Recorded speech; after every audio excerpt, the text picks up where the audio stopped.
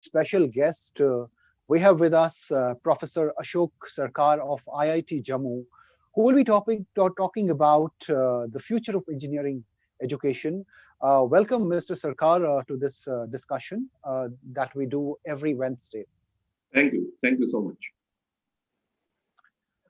Thank you. Thank you for your time. I want to straight away dive into my first question, which we can't avoid this question because we have faced this, which is about the impact of COVID-19 on the entire education ecosystem.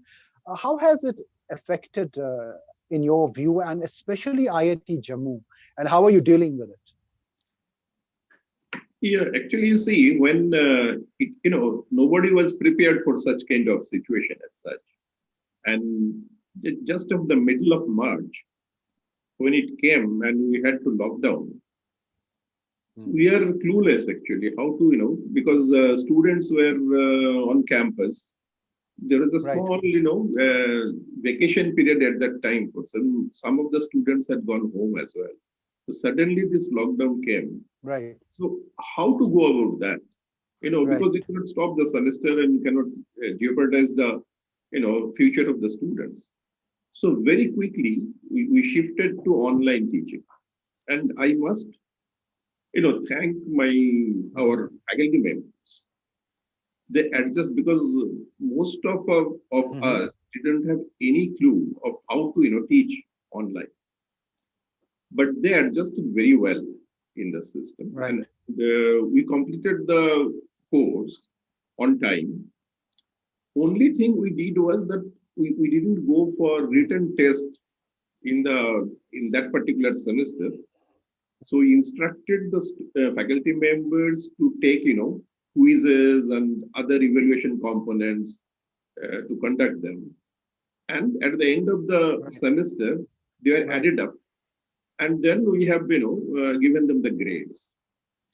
But here grade again, we have given some options, like the students, they're given options, and even the faculty members were asked, because at that point of time, 70% of the course content was complete. We said, okay, make it, analyze it to 100%, and whatever the student gets, accordingly, they can get the grade. Second option was that suppose the student is not happy with the grade, then we gave them the option also. You can just opt for pass and fail, so that it doesn't affect their CGPA, overall performance. And also, maybe we're the only institution. We also came up with a formula based on their performance in that particular previous semester and the overall performance. A formula was developed, and accordingly the grading was done. So we circulated it among the students and the faculty members, and whichever gives them the maximum benefit, we went for that. And it was thoroughly discussed among the faculty. It was sent to the students for their input, and then went ahead with that. So there was no issue on that. Only problem we faced regarding laboratory classes, so which we had to. So we'll have to, some of the laboratory will be doing it when the things improve. We could not continue them, but many of the cases, based on the 70% whatever they have done, we decided to go ahead with that, and didn't bother them to again come back and do their laboratory courses. But we are very happy to say that your lecture classes along with evaluation components went quite well. Then we got some time in between for the next semester to start. So we took a big step, Right. Professor Sarkar, if you hear me clearly, okay. Yeah. All right. Okay. So tell me, what are the kind of solutions that you think education institutions can come up with? You briefly spoke about it, but in the last 9 months, there have been a lot of new learnings for the sector. Yeah. Do you think? Okay, let me ask you this: what are the key takeaways in your view from the last 9 months, as far as premier institutions like yours are concerned? No, I think that's why I was coming to, because in the first semester, when it suddenly happened, we are not really prepared for it. So for the next semester, we prepared ourselves and we prepared 10 classrooms with the latest technology. And so that even they can, write on the iPad so that students can see them. And also we engaged one private operator so that the load on the faculty members will be less. So for example, I am taking a lecture, it will be recorded by them, and they'll be sending it to the students within 8 hours. That means the students who there, because there are some issues like in some places, the internet connectivity was not very strong, particularly in J&K region. So, we sent them, and the kind of facilities we got was they can interact with the students, we can conduct tests. So major load of only if I am to teach, I will be, preparing my PPTs and other things, go to the class, and most of the time they are taking care of other things, that is editing the videos and uploading it. Everything was done by them. Even I want to conduct a test, I will send it to them in the morning and they will conduct it on. I'll be there in the class definitely. But load was reduced from the faculty members, which really helped us to do. And in the process, we also started, conducting written tests. Okay. So they will write, we will send the question paper. They will write it, then scan it and send it to us. And then we'll be evaluating them. So I think it is almost, we have reached a point almost, we are not missing the students on campus. Otherwise, the kind of things we have developed, it is almost as close to as evaluating them or when they are in campus. So this time we have already completed it. So we are quite happy with the result we have got. And this is a new learning for us. And if you talk to faculty members, some of the faculty members are very happy with the present situation. And I think we have learned quite a bit, and we have developed also. We took a risk, not risk, I should say. We take a big step in developing it. And we'll be continuing with this process. We are planning to. That even if the students are on campus, because you see, gradually we'll have to shift towards online teaching. Even NEP also talks about that. So we'll be providing this facility. Suppose the student is not coming to a class, he or she can attend the class sitting in the room, hostel room, or even canteen or wherever it is. So since we have created this facility, we are going to utilize it. And another thing we have done already, it is in the process, almost final stage, we can say. Also, because this facility has been created, we have decided to interact with the students of engineering colleges in the UT of J&K and Ladakh. And we have given them the offer that we'll be taking courses for them as well. We have not started it, but next semester, maybe from August onwards, we are going to offer it. So some of the courses they can directly join our program, and also we are planning to give them a certificate based on their performance. Right. Professor Sarkar, there is also a lot of emotional trauma associated with this pandemic.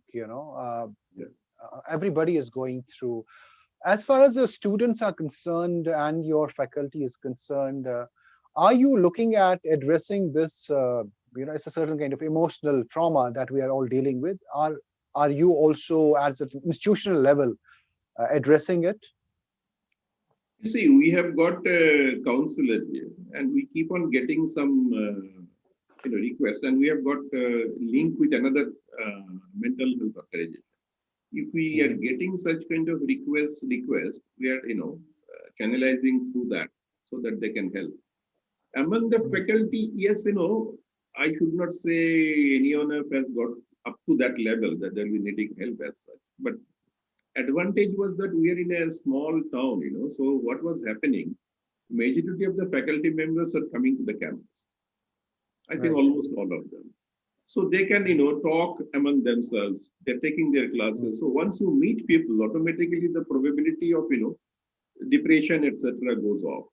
But students continuously, they are, writing to us or calling us that they would like to come back to the campus. Because, Right.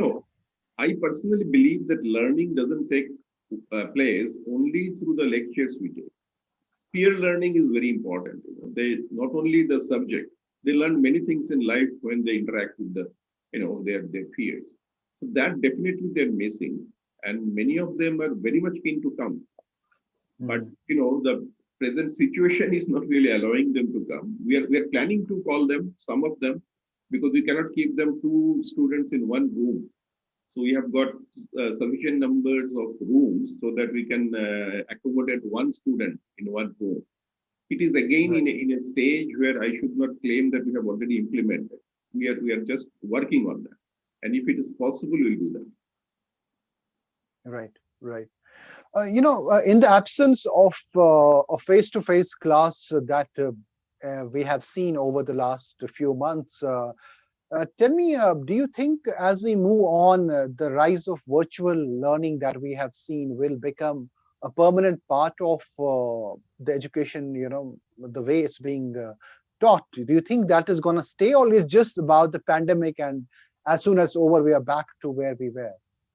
No, it is going to stay.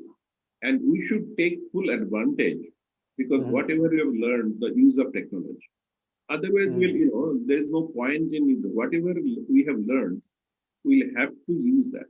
We have used technology, in a quite in a strong way, I should say. That is, Right. uh, and that we should not allow it to go. And also this, as I have mentioned already, using this technology, we are also planning to offer programs for outside world as such, certificate Right. programs, etc., etc. Even our students, as I told you, they need not be Mm. on campus or coming to the class, because if these kind of things continue, maybe we'll ask 50% of the students to be coming to the class, 50 of them will be staying in the hostel and listening to the Right. lecture, attending the lecture. So this is going to stay, at least for IIT Jammu. I can assure you, we are going to use full use. We are going to use this technology for future use, definitely. How best we can do it, how diversely we can do that, that we'll have to work. Right.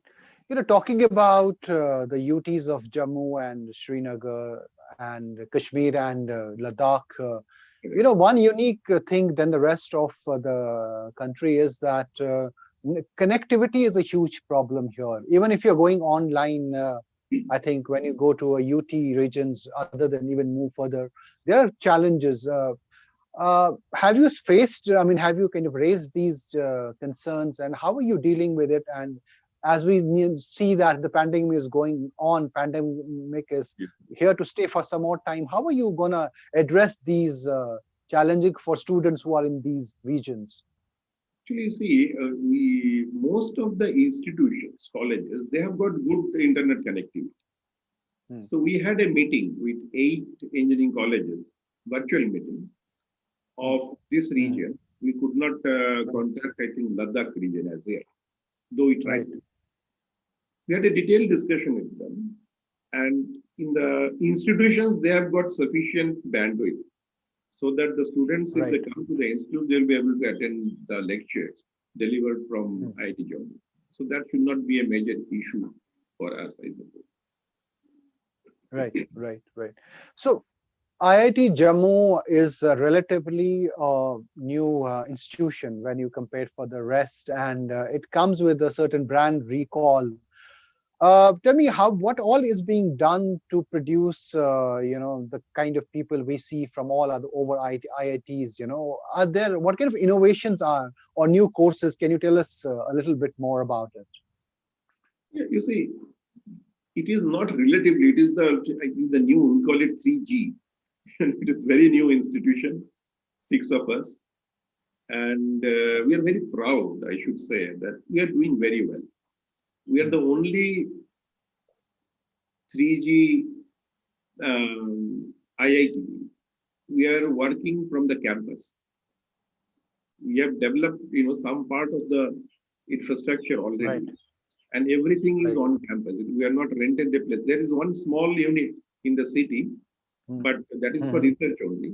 but students are staying in the campus. The classes are on campus. Administration is run from the campus. Maybe we're the only new IITs who are doing it. We have Right. come up with the initially we are having our course curriculum. We are because our mentor institution is IIT Delhi.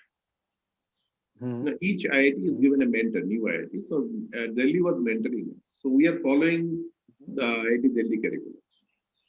But last 2 years, we have developed our own curriculum. We got people from all the IITs and even beyond IITs, had long discussions with them and come up with a model. I feel that it is better than many of the IITs because that is really helping the students to learn new things.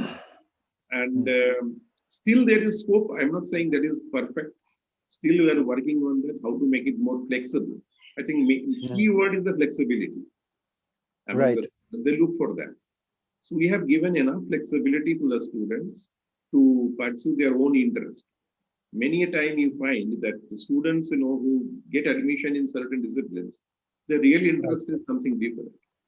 So we are giving them enough opportunity to grow in those areas.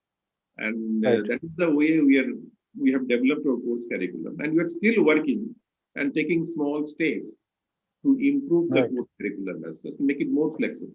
Yeah. Right. There is also, let me come to an overall, the broader question of, the present scenario of education ecosystem. Yeah. How do you see it? What are the big improvements that are still needed despite the policy that we have in place? You see, there are many challenges, because in the past, I think there was no planning of in the increase of number of institutions, particularly small private institutions in the country. If you look back in 1980s, early 80s, there are only around 100 engineering colleges, and total intake was 25,000. And suddenly, we are having now maybe close to 4,000, maybe slightly less than that, and 17 lakh student seats are available. And in the process, I think we have not really looked into the quality aspect, particularly for the private engineering colleges, because the boom came in the IT sector in around 2000. And, so many institutions came up all over India without having proper infrastructure, without having proper teachers, and there is no restriction on that. And in 2003, if I remember correctly, your Rao Commission suggested that for the next 5 years, there should not be any new institution coming up. Government should not allow. But I think there are certain, restrictions. If someone goes to court, I don't know exactly the reason, but they could not do that. So more and more institutions came up, and that too in one certain area. So diverse background we used to have, diverse kind of, disciplines we are producing earlier.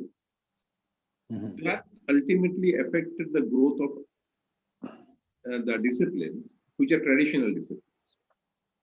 So you will find that many of the new institutions, they're not having civil engineering or electrical engineering or mechanical engineering, chemical engineering. Mostly they are going in IT sector.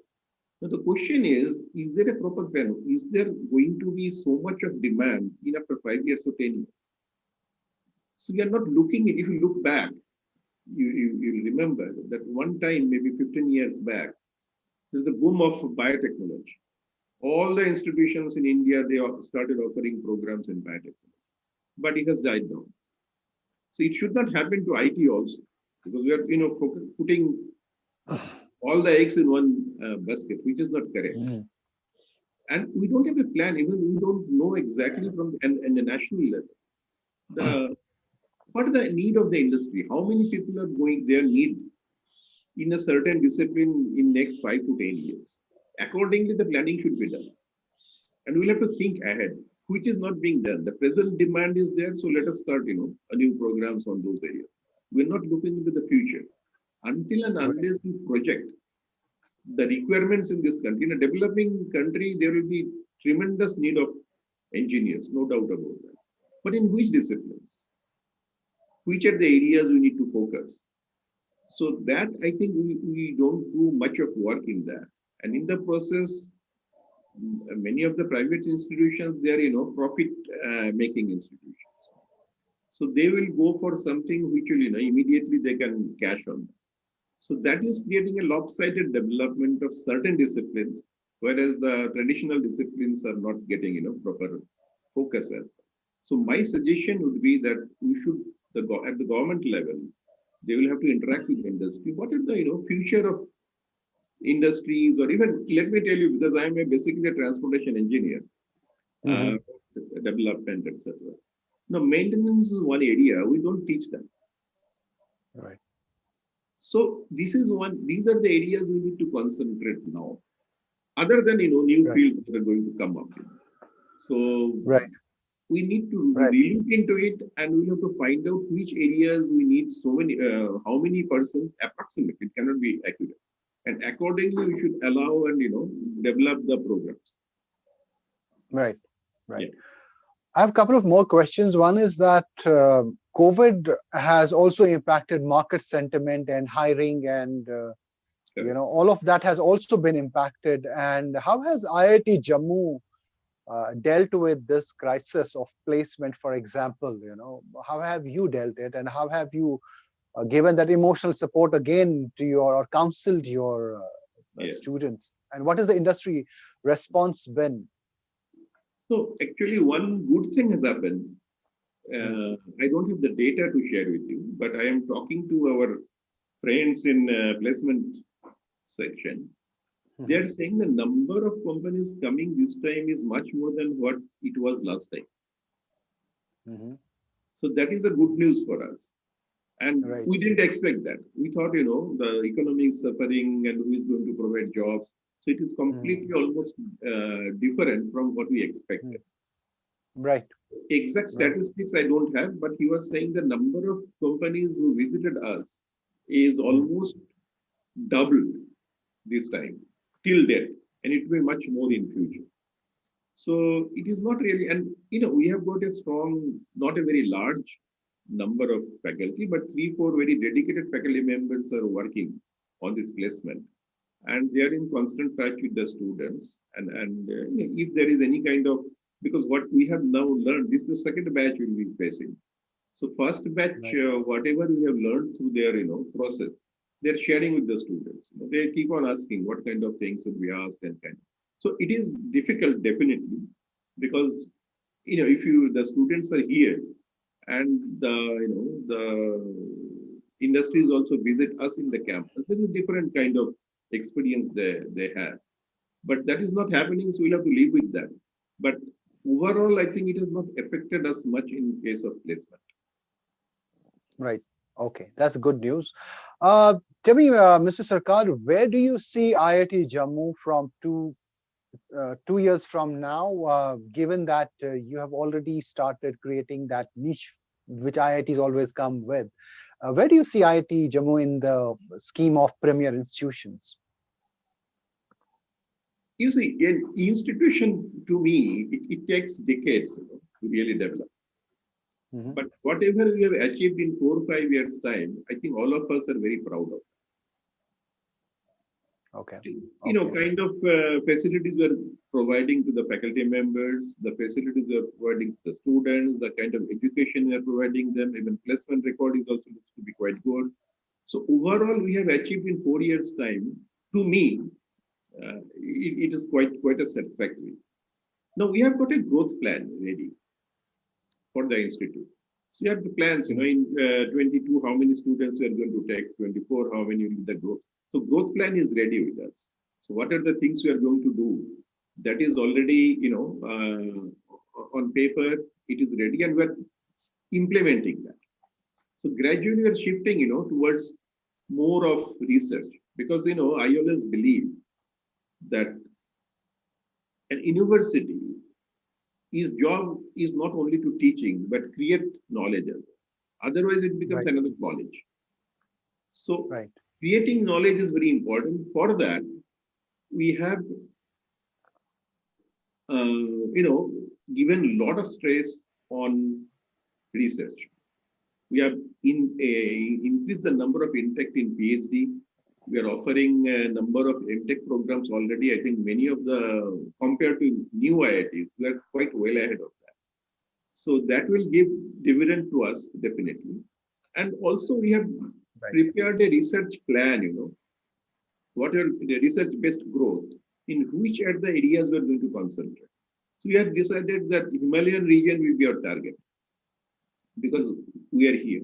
At the same time, 8 different pillars have identified in which we like our faculty members. It is not that they will not be working in other areas as well, but our focus would be these 8 areas. And defense is one major area we are going to concentrate. And how to develop this region will be our focus. So we have got a plan ready for, as I have mentioned to you, for teaching, we have got the course curriculum ready. The pedagogy is another thing which are working on that. New things are coming up. Research, we have got a proper plan what we're going to achieve. And a lot of funding compared to other IITs in research. A lot of, incentive to the students, faculty members to carry out research. So I think it should go, the way we like the institute to go. I don't have any doubt in that. Great. My final question to you, Professor Sarkar, is that as we move on from here, what are the broad trends that would define higher education, especially at premier institution? What kind of trends do you foresee, that we have to see, that we have to kind of deal with as we move along? What kind of? I could not make understand you. What you are saying? So what would be the broad? Okay. What would be the broad trends that would define premier education, or the higher education from here on, given what we have seen, the market changing, the impact of pandemic, the rise of online education? So are there any trends that you foresee that would define the higher education space from here on? Irrespective of COVID and kind of, until and unless we change ourselves continuously, we'll be having problems. Even our NEP took 34 years to, come up with a new NEP. It was due long time back. Similarly, each institution should continuously innovate their, teaching, research, everything continuously, and they should be in touch with the market. Because you see, providing jobs to the students or creating entrepreneurs, that should be the two targets the institute should have. And those who are going for higher studies also, a large number of students will be going for that. They'll be prepared for that. So until and unless we keep track of what is happening in the market, in the industry, we'll be lagging behind. So we'll have to develop very good, relation with the industry, be in constant touch. Already we have, we really started doing that. We had planned to have a, get together of industries here on campus, so that we can invite them, try to, get their feedback, what they are looking for in a student, and for the future, what kind of, that is skills they are looking for, because skill set will keep on changing. When we were students, the kind of skills we had, now the students will be, having different kind of skills. So until and unless we are aware of that, we keep track of that, we'll be having problem in future. So each institutions will have to be under pressure on that. We'll have to learn new things. What are the things that are happening?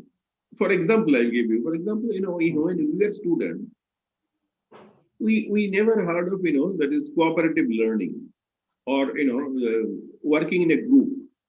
Individually, students are brilliant.